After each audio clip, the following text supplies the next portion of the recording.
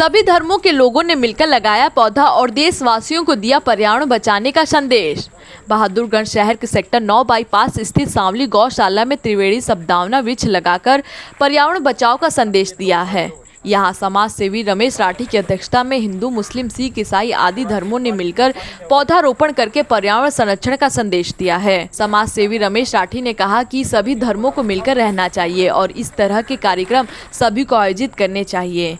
इससे पर्यावरण संरक्षण के साथ साथ देश को आपसी भाईचारे का संदेश भी मिलता है। रमेश राठी ने पर्यावरण संरक्षण के लिए लोगों को पौधे लगाकर पर्यावरण बचाने की अपील की है। साथ ही कहा कि प्रकृति ने मनुष्य को अनेक अनमोल उपहार दिए हैं, इसे बचाना और संभाल करना प्रत्येक नागरिक का कर्तव्य है। पौधे जहरीले गैस को सोख कर हमें बिना किसी दाम के निःशुल्क शुद्ध ऑक्सीजन देने का काम करते हैं। इसीलिए मैं सबसे अपील करता हूं कि अपने जीवन में कम से कम एक पौधा लगाकर उसकी पेड़ बनने तक संभाल करें। उन्होंने कहा कि जिस तेजी से पर्यावरण परिदृश्य बदल रहा है उस पर हम सभी को सोचना होगा।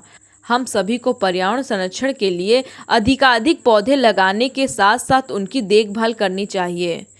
कार्यक्रम में इस अवसर पर जमा मस्जिद इमाम Mohammad लुकमा, gurdwara Sachkhand Sahib Bhai Prem Singh, Christian missionary master Dilip Singh, Pawan Saini, Abhishek, Mahendra Singh Rathi, Naveen Lakra, Manmohit Gupta, Mohammad Sajid, Kausar Ali आदि मौजूद रहे। आज सांवलिया गौ सेवा समिति सेक्टर 9 बाईपास पर त्रिवेणी लगाई गई है, जो सर्वधर्म हिंदू, मुस्लिम, सिख, ईसाई सभी साथियों ने मिलकर लगाई है।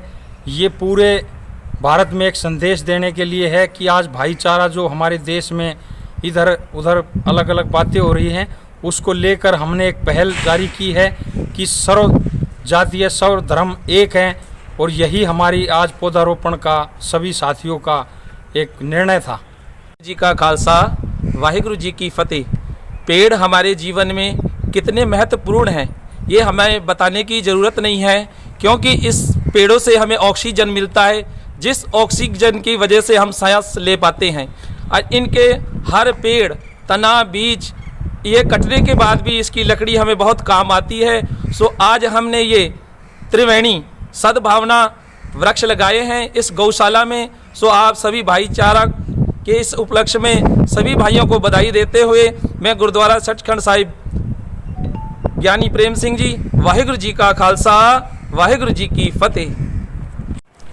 ये जो आज पेड़ लगाए हैं भाईचारा के संदेश में, ये बहुत अच्छा एक पहल है और इस वक्त में भाईचारा की बहुत ज़्यादा ज़रूरत है। जिस तरीके से हमने ये पेड़ लगाए हैं, इस तरीके से हम अपने दिल के अंदर एक मोहब्बत का पेड़ लगाएं, जिसमें हम हर मज़हब का सम्मान करें, हर इंसानियत का सम्मान करें। और सबसे बड़ा जो धर्म है वो इंसानियत है। आज के वक्त में लोग एक जहरीले इंसान से, सांप से नहीं डर रहे जितने इंसान से डर रहा है। और हमारे देश की जो मजबूती है वो भाईचारा। अगर भाईचारा रहेगा तो हमारा देश मजबूत रहेगा। हमारे देश की जो रीढ़ की हड्डी है वो इकोनॉमी होती है, और इकोनॉमी जितनी रीढ़ की हड्डी है, ऐसे ही भाईचारा देश के लिए एक रीढ़ की हड्डी है। जितना भाईचारा रहेगा देश मजबूत रहेगा। तो ये जो पहल की है ये बहुत अच्छी पहल है, और मैं तो एक इनका तहे दिल से शुक्रिया अदा करता हूँ।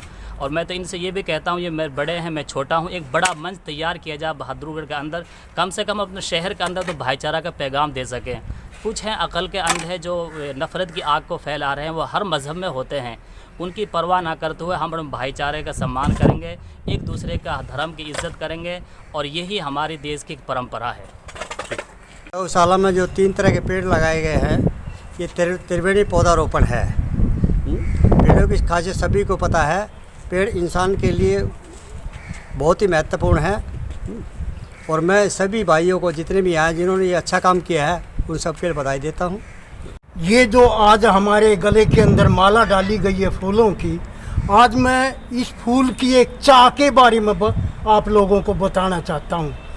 किसी ने फूल से पूछा, क्या तू राजा महाराजा के गले में जाना चाहता है? क्या तू राजा महाराजा के गले में जाना चाहता है? फूल ने कहा नहीं।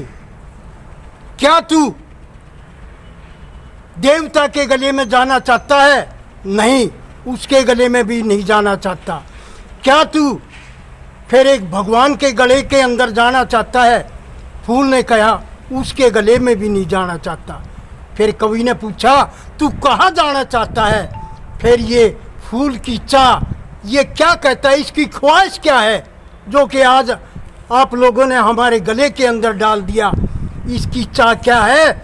इसने फूल ने कहा कि जहाँ पर मेरे देश के नौजवान कुर्बान होते हैं, शहीद होते हैं अपने देश के लिए, उसकी अर्थी जहाँ से निकले उसके रास्ते में मुझे डाल देना। इसकी चाह ये है। आज जो प्रोग्राम आपने रखा है इसके लिए मैं आप लोगों का तहे दिल से धन्यवाद करता हूँ, और सबसे पहले मैं अपने परमेश्वर का तहे दिल से धन्यवाद करता हूँ। जब प्रभु यीशु मसीह संसार के अंदर आया, उसने संदेश दिया मानव जाति को, अगर तुम मेरी आज्ञा मानना चाहते हो तो मेरे बताए हुए रास्ते पर चलो और सब मानव जाति से